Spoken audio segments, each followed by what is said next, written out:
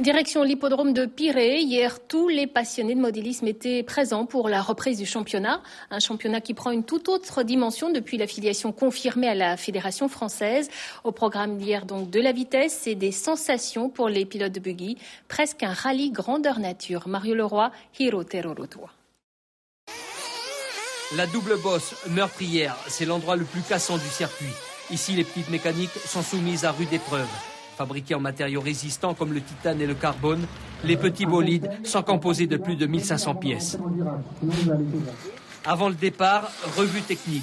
Les mécanos ne doivent rien laisser au hasard. Les amortisseurs, la direction, toute la transmission en fait. Et bien entendu le plein. Ça, après, on vérifie aussi les bougies. Après, c'est tout. Le niveau des batteries, bon ça normalement c'est déjà fait avant de venir. Période d'essai avant de débuter les manches, chaque pilote doit sentir sa machine à distance. Pour eux, c'est comme être à l'intérieur de la voiture.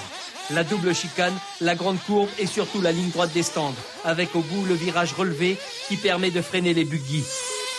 Ici, c'est plein gaz. Ces petites bandes de 2,5 cm3 atteignent les 70 km/h.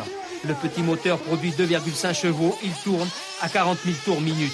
Du concentré d'énergie qui a un coût.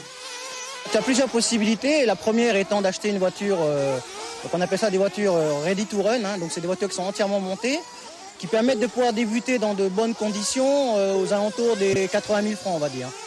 Et après, si jamais tu veux, donc si tu es vraiment attiré par le modélisme, tu peux passer à l'échelon supérieur, qui est les voitures de compétition. Et là, par contre, il faut un budget qui tourne plutôt aux alentours des 200 250 000 pour commencer dans de très très bonnes conditions.